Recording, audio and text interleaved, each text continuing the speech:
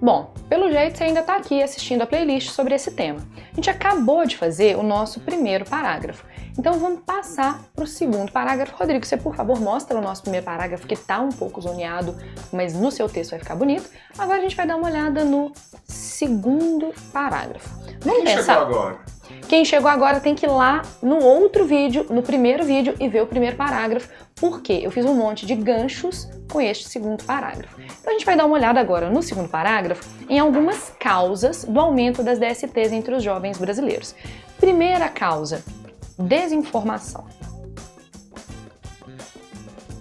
Infelizmente, considerando que sexo e sexualidade são alvo de um tabu muito grande, no mundo inteiro, mas especialmente no Brasil, que tem uma formação histórica, religiosa muito forte, por conta desse tabu, a gente tem muita desinformação. Vários jovens, apesar de saberem da importância da camisinha, não sabem da gravidade das DSTs, dos seus sintomas. Então eu, se fosse fazer esse texto, combinaria esses dois argumentos.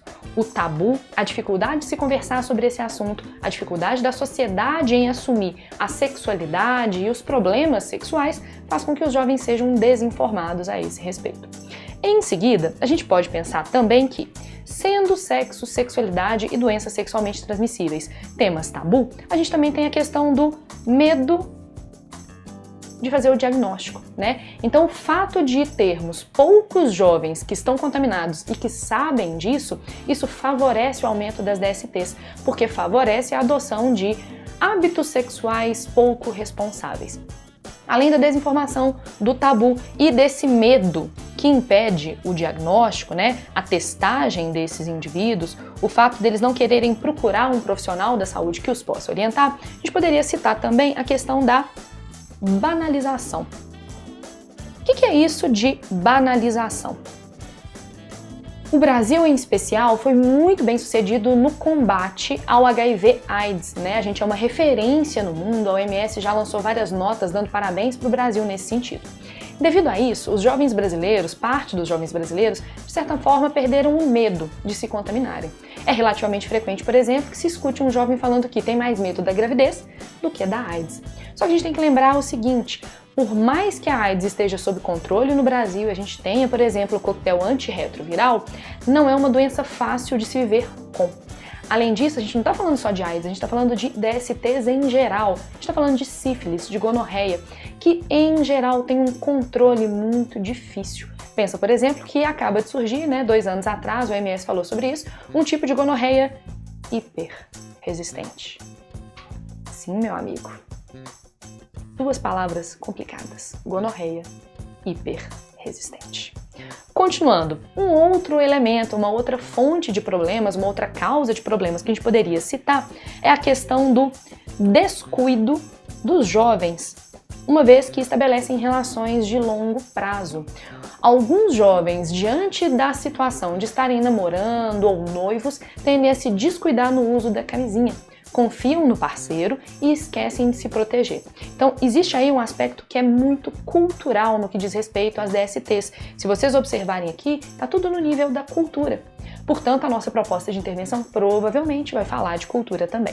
Seguindo em frente, a gente pode falar também que, o problema não é só a cultura.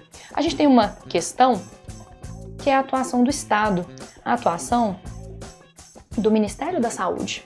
A gente observa que, historicamente, as campanhas do Ministério da Saúde, no que diz respeito às DSTs e às ISTs no Brasil, têm 2 grandes falhas. Primeira grande falha, a sazonalidade. Elas, em geral, se concentram apenas na época do carnaval. Mas, assim, a gente não transa só no carnaval, né? Além disso, a gente pode pensar, além desse aspecto da sazonalidade, em como se tenta preencher as necessidades, como falar a linguagem do público-alvo.